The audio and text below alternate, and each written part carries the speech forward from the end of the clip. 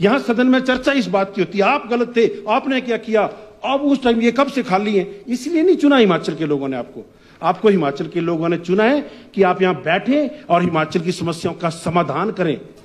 यहां एक दूसरे पर छींटा कैसी होती है, ये मेरे साले लगते हैं, ये मेरे ससुराल इनका मेरे गांव में, उनका ननिहाल मेरे गांव में, ये कौन सी बातें यहां पे हम कर रहे हैं।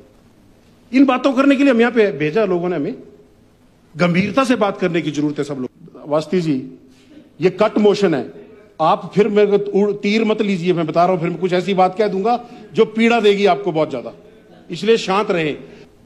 गंभीरता से बात करने की जरूरत है सब लोगों को। अस्पतालों में बेडशीट, कंबल, जो बाकी लिनन का सामान लगता है, उसके लिए भी मैं सुझाव देना चाहूंगा माननीय स्वास्थ्य मंत्री जी। वो सरकार ने को खोले होते ना खादी ग्रामोद्योग, वो बेचारे 2 अक्टूबर का इंतजार कर रहे होते कि 2 अक्टूबर आएगा फिर हम अपना सामान डिस्काउंट से बेचेंगे। अरे अस्पतालों के अंदर आप बेडशीट, कंबल उनसे लो ना, वो आपकी गवर्नमेंट की एजेंसी है, आपका पैसा बचेगा, आपको अननेसेसरी टेंडर वेंडर नहीं करने पड़ेंगे। क्यों ठेकेदारी प्रथा को अस्पतालों में घुसेड़ा हो आप लोगों ने, करिए ना, उनको डायरेक्ट ऑर्डर दीजिए, खरीदिए जितने कंबल चाहिए। खादी का भी प्रचार होगा, और वैसे भी जो जिस विचारधारा को सत्ताधारी दल समर्थन करता है, वो तो वैसे भी खादी के नाम पे बहुत बड़ी राजनीति हुई है। करिए ना खादी का प्रचार, किसने रोका है आपको। फिर आपने मेडिकल कॉलेज में कैंटीन है, क्यों नहीं आप एचपीटीडीसी को दे देते थे पांचों मेडिकल कॉलेज की कैंटीन। लोगों को गुणवत्तापूर्व खाना भी मिलेगा, आपको पैसा भी, रेवेन्यू जनरेट होगा, सरकार को ही लाभ होगा। परंतु नहीं, वहां मैंने अपना बंदा फिट करना है कि मैं अभी मंत्री हूं तो मेरा एक ठेकेदार फिट होना चाहिए, मेरा एक कार्यकर्ता फिट होना चाहिए। हम कार्यकर्ताओं पे ध्यान दें, अच्छी बात है, परंतु बात वही आ गई कि larger interest of the public को भी देखना है। भारत, हिमाचल को कैसे हमने आत्मनिर्भर बनाना है, उस पर भी हमने काम करना है। फिर रीनल ट्रांसप्लांट, आंकड़ा नहीं होगा माननीय स्वास्थ्य मंत्री जी हमारे पास कि रीनल ट्रांसप्लांट के लिए हिमाचल में कितने लोग इंतजार कर रहे हैं। बहुत बढ़िया फ्लैगशिप कार्यक्रम था, माननीय पूर्व मुख्यमंत्री स्वर्गीय राजा वीरभद्र सिंह ने उसके लिए 4 करोड़ रुपए का प्रबंध करके गए, नहीं कर पाए उस काम को पूरा। फिर माननीय मुख्यमंत्री जयराम जी ने उस वक्त ने उस रीनल ट्रांसप्लांट यूनिट बनाया, पूरा सेटअप बनाया, एम्स से डॉक्टरों की टीम लाई, इनको ट्रेन कराया, 5 ट्रांसप्लांट हुए, उसके बाद सारा ठंडे बस्ते में चला गया। अरे गरीब लोग 10-10 लाख रुपए का बाहर जाके ट्रांसप्लांट करा रहे हैं। पीजीआई ऑलरेडी 4 स्टेट 5 स्टेट के बर्डन को झेल रहा है, वहां बारी नहीं आती है। मैं तो अपने मरीजों का काम करा लेता हूं जुगाड़ से, क्योंकि सारे डॉक्टर कोई साथ पड़े हैं, कोई सीनियर है, कोई जूनियर है। बाकियों का क्या हो रहा होगा, आप सोचो जरा, बाकियों को क्या हो रहा होगा। तो कृपया कर पे ये कोई राजनीतिक विषय नहीं है, रीनल ट्रांसप्लांट को जिंदा करें और यहां पे लोगों को इसकी सुविधा दें। आपने नई कैथ लैब खोलने की बात करी, टांडा की कैथ लैब 10 साल पुरानी हो चुकी है, अगले कुछ महीनों में बंद होने वाली है, उसको रिजुविनेट कर दें जनाब, उसको जिंदा करें। मानिए मेरी जिम्मेवारी है।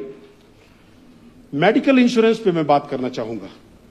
आप लगभग 190 से 200 करोड़ रुपया मेडिकल रिवर्समेंट पे खर्च रहे हैं, वो बिल लंबित रहते हैं, पेंडिंग रहते हैं।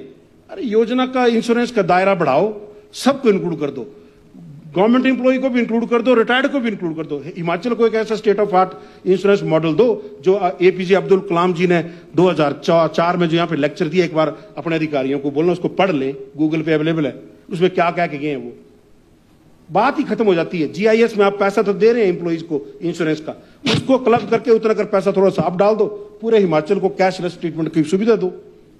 फिर आपको बात करूंगा मैं, 1200 करोड़ का बोझ जायका के तहत आप स्वास्थ्य पे डालने जा रहे हैं। ये जायका कोई आपको मदद नहीं कर रहा, ये एक किस्म से लोन है आपके ऊपर। क्यों आप लोन ले रहे हैं, इसके लिए मैं आपको बेहतर सुझाव देता हूं। माननीय स्वास्थ्य परिवार कल्याण मंत्री आदरणीय नड्डा जी हमारे हिमाचल से, देश के यशस्वी प्रधानमंत्री नरेंद्र मोदी जी की फ्लैगशिप में कार्यक्रम चल रहा है, national non communicable disease programme. नाम नोट कर लीजिए, national non communicable disease programme. आप उसके तहत रिक्वेस्ट फॉर प्रपोजल भेजिए ना एनएचएम को, एनएचएम के थ्रू आपको प्रत्येक अस्पताल में CT scan MRI Modi ji free देंगे। आप नहीं देंगे तब हमें बोलिए ना कि केंद्र मदद नहीं कर रहा, आप भेजिए तो। परंतु नहीं, हमने तो अपने तरीके से करना है, क्योंकि हमने तो व्यवस्था परिवर्तन करना है। ये कुछ चीजें हैं, सुझाव हैं, मतलब अधिकारियों की ड्यूटी लगाएं।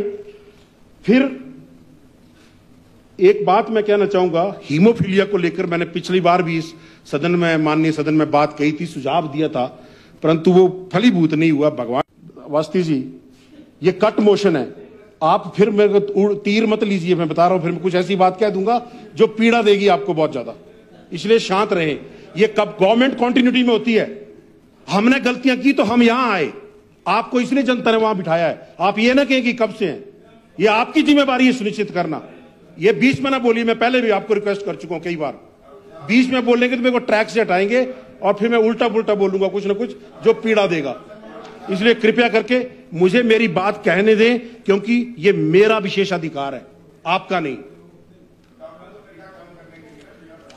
हाँ, पीड़ा बढ़ाने के लिए, और यही हालत भरमौर की है। भरमौर में 128 सैंक्शन पदों में से केवल 39 भरे हैं पूरे ब्लॉक में, उसमें से 16 क्लास 4 है, बाकी कोई क्लर्क है, कोई सुपरटेंडेंट है, कोई कैशियर है, कोई क्या है। तो स्थितियां क्या हैं वो मैं बयान करता हूं। एक प्रसूता महिला जिसका बच्चा 1.5 महीने का है, उसको 1.5 महीने के बच्चे को इंजेक्शन लगाने जाना है, 8 किलोमीटर वो अपने बच्चे को पथरीले रास्तों पे, पहाड़ी रास्तों पे पीठ पे बांध के बारिश में, बर्फ में लेके जाती है सड़क के किनारे, क्योंकि एक आदमी है पूरे ब्लॉक में। बोला भाई यहां आ जाओ, सारे इकट्ठे हो जाओ, यही इंजेक्शन लगा देंगे तुम्हारे को। फिर ये घर द्वार स्वास्थ्य सेवाओं की बात करते हैं कि हम तो घर घर सेवा देंगे। हालात ये हैं, आप सोचिए, अब मेरी बहन, मेरी बेटी, मेरी मां, और जो महिलाएं हैं, एक प्रसूता महिला, उसकी पीड़ा को समझे। ये कोई राजनीति की बात नहीं है, मानवता की बात है।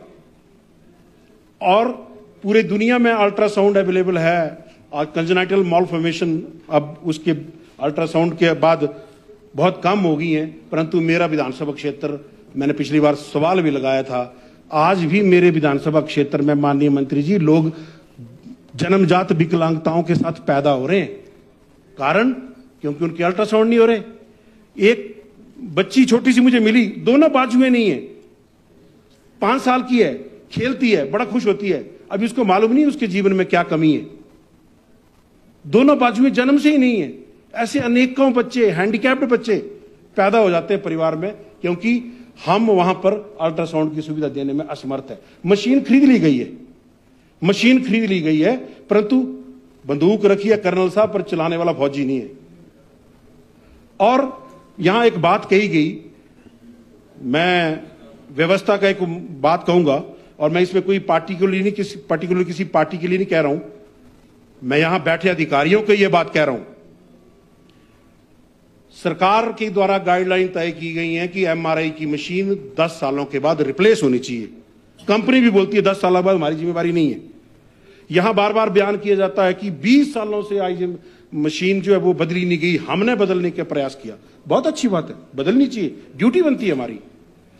पहला प्रयास 2016 में हुआ बदलने का, 17 में हुआ, 19 में हुआ, 20 में हुआ, 22 में हुआ, अनेकों बार टेंडर हुए, परंतु आपकी लाल फीताशाही ने, ये सिंगल बिड है, ये ऐसी बिड है, ये वैसी बिड है, ये करके हमेशा उसको ठंडे बस्ते में डाल दिया। तो क्या आपसे पहले किसी ने प्रयास नहीं किए प्रयास?